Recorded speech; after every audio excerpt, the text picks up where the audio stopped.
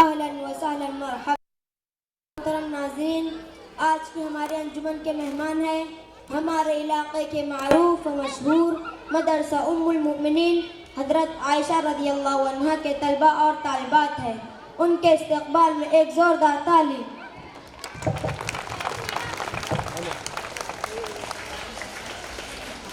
مدرسہ ام المؤمنین حضرت عائشہ رضی اللہ عنہا ہمارے علاقے کا ایک ایسا مدرسہ ہے جو عصر حاضر کے تمام تقاضوں کو پورا کرتا ہے۔ اس مدرسے میں جہاں دینیات کی بنیادی تعلیم دی جاتی ہے، وہیں عصری تعلیم کا مکمل نظم ہے۔ ساتھ ہی بچوں کی جسمانی ورزش کا بھرپور خیال رکھتے ہوئے اسپورٹ کا پورا نظام ہے۔ تو آئیے اس شو کا آغاز اللہ کے پاک کلام سے کرتے ہیں۔ قرآن کی تلاوت سے آغاز ہو محفل کا، قرآن کی تلاوت سے آغاز ہو محفل کا، تاکہ اس نور سے پا جائے ہم راستہ منزل کا۔ میں گزارش کرتا ہوں محمد توصیف سے کہ وہ اللہ کے پاک کلام سے اس شو کا آغاز کریں۔ اعوذ باللہ من الشیطان الرجیم،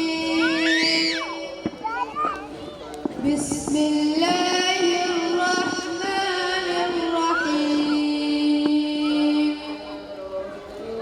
تبارک الذی بیدہ الملک وهو على كل شيء قدير، الذي خلق الموت والحياة ليبلوكم أيكم أحسن عملا وهو العزيز الغفور۔ آپ بتائیں، پیارے نبی صلی اللہ علیہ وسلم کے دنیا میں آنے سے پہلے دنیا کے کیا حالات تھے؟ آپ صلی اللہ علیہ وسلم کی رسالت کے لیے قدرت نے ایسے سماج کو منتخب فرمایا جو اخلاقی اور روحانی اعتبار سے زوال پذیر معاشرہ تھا۔ تہذیب و تمدن اور اخلاق و مروت سے عاری اہل حرب کے حیوانات تمام سرحد پار کر چکے تھے۔ خون ریزی اور قتل و غارت گری روز کا معمول تھا۔ ذرا ذرا سی بات پر جنگ کے خوفناک شعلے بھڑک اٹھتے تھے۔ قبیلہ قبیلہ کی باتوں پر جھگڑا، کہیں آنے جانے کی باتوں پر جھگڑا، کہیں پانی پینے پلانے پہ جھگڑا، کہیں گھوڑا آگے بڑھانے پہ جھگڑا۔ شراب نوشی، قمار بازی، زنا کاری، عصمت دری، آبرو ریزی، ضمیر فروشی عربوں کی فطرت ثانیہ بن چکی تھی۔ اسلام پرستی مکہ کا دین و مذہب بن چکا تھا۔ ہمارے نبی صلی اللہ علیہ وسلم کے آنے سے پہلے عرب میں بچوں کی پیدائش کو نحوست سمجھا جاتا اور اسے زندہ زمین میں دفن کر دیا جاتا۔ مصر میں تو یہ حال تھا کہ اگر کوئی مالدار مر جاتا تو اس کے ساتھ کے کئی مہینوں کا کھانا پانی اور ساتھ ہی چند غلاموں کو بھی زندہ زمین میں دفن کر دیا جاتا۔ ہمارے عزیز وطن میں کئی جگہ یہ حال تھا کہ عورتوں کو بدن ڈھانکنے کی اجازت ہی نہ تھی۔ نچلی ذات والے ایسے تھے جیسے وہ انسان ہی نہیں، جانور سے بھی بدتر زندگی گزارنے پر مجبور تھے۔ آپ صلی اللہ علیہ وسلم کے آنے کے انتظار تو سب کو تھا۔ آپ صلی اللہ علیہ وسلم کے آنے کا انتظار ہر ان مظلوم لڑکی کو تھا جو زندہ زمین میں دفن کر دیا گیا تھا۔ آپ صلی اللہ علیہ وسلم کو انتظار ہر ان مظلوموں کو تھا جن کی دستگیری کرنے والا کوئی نہ تھا۔ منتظر سب تھے اسی صبح سعادت کے لیے، منتظر سب تھے اسی صبح سعادت کے لیے، آنکھیں بے خواب تھی انوار و رسالت کے لیے۔ ماشاءاللہ، مطلب ہر مظلوم، ہر کمزور اور ہر پریشان حال کے لیے پیارے نبی صلی اللہ علیہ وسلم رحمت بن کر آئے۔ ماشاءاللہ، بہت عمدہ تاریخ صاحب۔ آئیے اس مبارک قافلے کو آگے بڑھاتے ہیں۔ عبداللہ، آپ بتائیں، ہمارے نبی صلی اللہ علیہ وسلم کی ولادت جس سال ہوئی اسے کس نام سے جانا جاتا ہے؟ عامل فیل کے نام سے۔ آپ حضرت ابراہیم علیہ السلام کے کس بیٹے کی نسل سے ہیں؟ حضرت اسماعیل علیہ السلام کی نسل سے۔ آپ صلی اللہ علیہ وسلم کب اور کہاں پیدا ہوئے؟ مشہور قول کے مطابق 9 ربیع الاول پیر کے دن بمطابق 20 اپریل 571 عیسوی کو شہر مکہ میں پیدا ہوئے۔ آپ نے شام کا سفر کتنی مرتبہ فرمایا اور کس غرض سے؟ 2 مرتبہ فرمایا، تجارت کی غرض سے۔ خانہ کعبہ نو کی تعمیر کے وقت آپ صلی اللہ علیہ وسلم کی عمر مبارک کتنی تھی؟ 35 سال تھی۔ کس دن، کون سا مہینہ اور کتنے سال کی عمر میں آپ صلی اللہ علیہ وسلم نبوت سے سرفراز کیے آپ گئے؟ صلی اللہ علیہ وسلم بروز پیر 8 ربیع اول کو 40 سال کی عمر میں نبوت سے سرفراز کیے گئے۔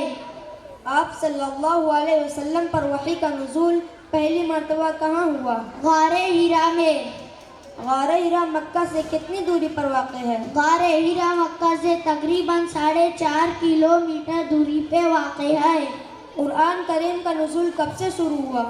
18 رمضان المبارک بروز جمعہ 20 اپریل 610 عیسوی سے۔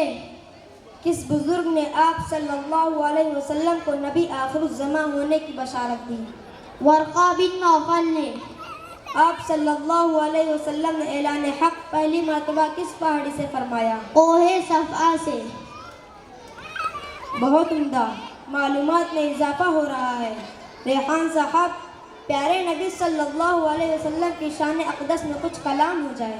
جی بالکل، حضرت مولانا فضل سبحان فرماتے ہیں ہر نبی کو فضیلت ملی، مقام ملا، مرتبہ ملا، حیثیت ملی، بلندی ملی، وقار ملا، خوشحالی ملی، کامیابی ملی۔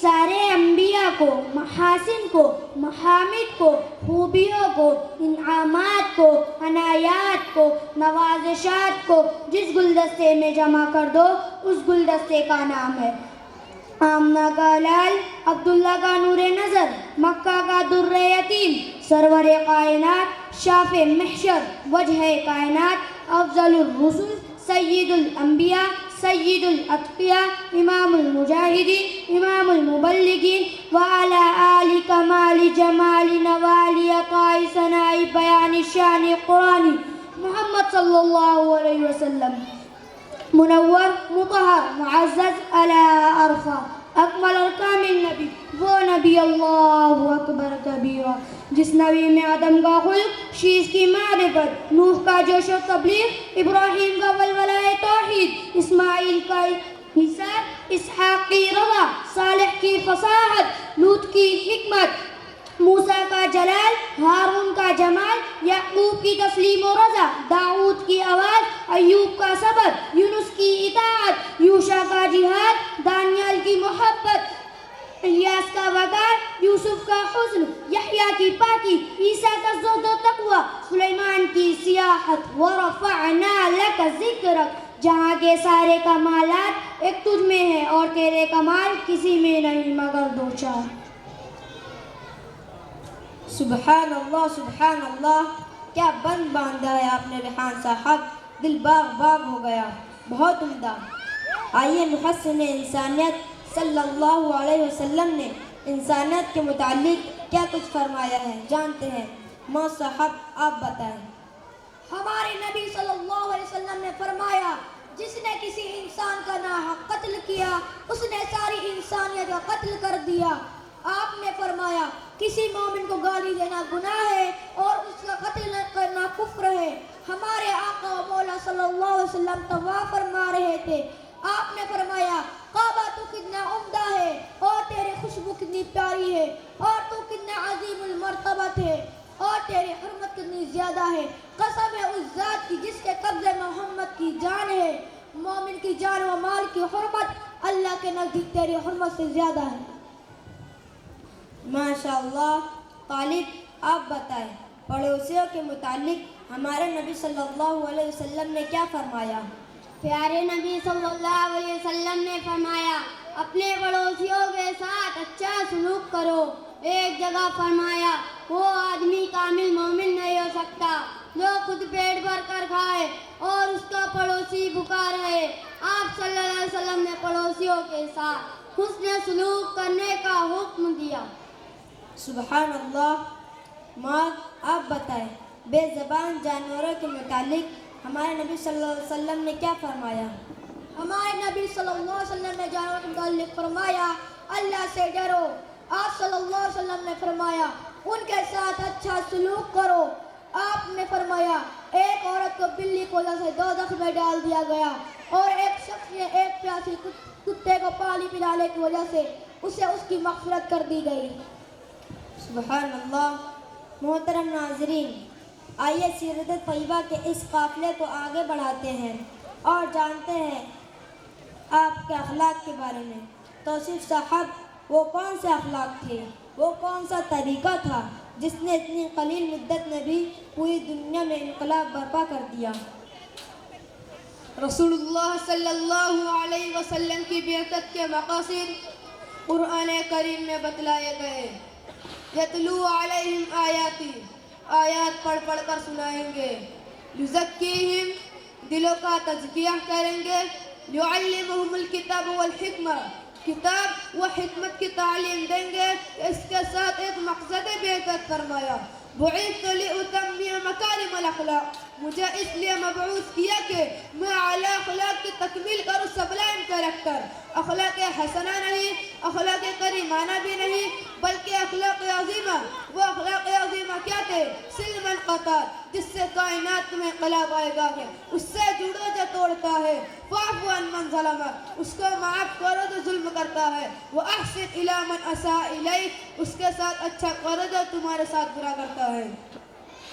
اس کی مثال تمام بن اسار رضی اللہ عنہ، جو نبی کو نعوذ باللہ قتل کرنے کی سازش فرما چکا ہے، کئی صحابہ کو شہید کر چکا ہے۔ جب صحابہ نے اسے گرفتار کیا، مسجد نبوی کے ستون سے لا کر باندھ دیا، صبح محمد رسول اللہ صلی اللہ علیہ وسلم کی نظر تمام پر پڑی، آپ پہچاننے لگے۔ آپ نے فرمایا، یہ ہے تو میرا جانی دشمن، صحابہ کو شہید کرنے والا، لیکن اس کی رسیاں ڈھیلی کر دو، میں اس کی تکلیف نہیں دیکھ سکتا، اسے کھانا کھلاؤ اور میرے اونٹنی کا دودھ اس میرے جانی دشمن کو پلاؤ۔ جب اس کی خوب خاطر مدارت کی گئی، آقا نے دوسرے دن آ کر پوچھا، ما عندک یا تماما، کیا ارادہ ہے؟ کہنے لگا، آپ مجھے آزاد کر دو، قدردان پر احسان کریں گے، فدیہ چاہتے ہیں، خطیر رقم دے سکتا ہوں، بڑے سردار کو قتل کرنے پر آپ کی واہ واہ ہوگی۔ آپ نے فرمایا نہیں۔ دوسرے دن آ کر پوچھا، تیسرے دن آ کر پوچھا، اس کا جواب یہ تھا، آپ نے فرمایا آزاد کر دو، آزاد کر دیا۔ وہ قریبی باغ میں دے کر غسل کرتا ہے، کپڑا پہنتا ہے، پھر محمد صلی اللہ علیہ وسلم کے قدموں میں آ کر زانو اے تلفظ طے کر کے اشہد ان لا الہ الا اللہ پڑھتا ہے۔ لیکن کون سی تلوار چلی؟ سبحان اللہ، اخلاق کی تلوار تھی، ثمامہ کو مسلمان کر دیا۔ طائف میں پتھر برسانے والے جن کے بارے میں فرشتے نے کہا، آپ اجازت دیں تو کچل کر رکھ دیا جائے، جناب رحمت للعالمین نے ہنس کے فرمایا، میں اس دہر میں قہر و غضب بن کر نہیں آیا۔ اگر آج بھی کچھ لوگ اسلام پر ایمان نہیں لائے، خدا پاک کے دامن وحدت میں نہیں آئے، مگر نسلیں ضرور اس سے پہچان جائیں گے۔ میں ان کے حق میں قہر الہی کی دعا کیوں مانگوں؟ بشر ہے، بے خبر ہے، تباہی کی دعا کیوں مانگوں؟ دعا مانگی، الہی قوم چشمے بصیرت دے، الہی رحم کر ان کو نور ہدایت دے، الہی فضل کر کوثر طائف کے مکینوں پر، الہی پھول برسا دے یہ پتھروں والے زمینوں پر۔ یہ وہ اخلاق تھے جس سے پوری کائنات کے اندر انقلاب برپا ہوگا۔ سبحان اللہ، کیسے عظیم اخلاق تھے۔ اخلاق کریمہ نہیں، اخلاق حسنہ نہیں، بلکہ اخلاق عظیمہ تھے۔ کیا عمدہ تعلیم ہے، دشمن کو بھی گلے سے لگا لیا۔ بہت عمدہ توصیف صاحب۔ محترم حاضرین، اب آخر میں سیرت طیبہ کے بہت ہی حساس اور نازک پہلو پر کچھ گفتگو کرتے ہیں، یعنی ختم نبوت۔ طارق صاحب آپ بتائیں، ختم نبوت کیا ہے؟ ختم نبوت کا مطلب ہے آقا نامدار حضرت محمد صلی اللہ علیہ وسلم کی اس دنیا میں تشریف آوری کے بعد اللہ تعالی نے نبوت اور رسالت کے دروازہ ہمیشہ کے لیے بند فرما دیا ہے۔ آپ صلی اللہ نبوت اور رسالت کے سلسلہ جو حضرت آدم علیہ السلام سے چلا تھا، اپنے محبوب پر ختم فرما دیا ہے۔ عقیدہ ختم نبوت کو جاننا اور اس پر ایمان رکھنا اور اس کی حفاظت کرنا ہر مسلمان کا فرض ہے، کیونکہ یہ ہمارا عقیدہ ہے۔ ہمارے نبی صلی اللہ علیہ وسلم کے بعد کوئی نبی نہیں آیا تھا، نہ آیا ہے اور نہ آئے گا۔ آپ صلی اللہ علیہ وسلم کے بعد جو بھی شخص نبوت کا دعویٰ کرے گا، وہ اس دنیا کا بدترین جھوٹا کذاب ہوگا۔ آپ صلی اللہ علیہ وسلم نے فرمایا، میری امت میں 29 جھوٹے ہوں گے اور ان میں سے ہر ایک دعویٰ کرے گا کہ وہ نبی ہے جبکہ میں آخری نبی ہوں اور میرے بعد کوئی نبی نہیں آئے گا۔ عقیدہ ختم نبوت پر سینکڑوں دلائل موجود ہے۔ قرآن کریم کی 100 آیت 200 حدیث مبارکہ اس عقیدہ ختم نبوت کی اہمیت پر انور شاہ کشمیری رحمۃ اللہ علیہ فرماتے ہیں گلی کا کتا بھی ہم سے بہتر ہے اگر ہم تحفظ ختم نبوت نہ کر سکے۔ ختم نبوت زندہ باد، ختم نبوت زندہ باد، ختم نبوت۔ زندہ باد۔ محترم حاضرین، آپ تمام کا تہ دل سے شکریہ ادا کرتے ہیں کہ آپ آخر تک ہمارے ساتھ رہے۔ جزاک اللہ خیر۔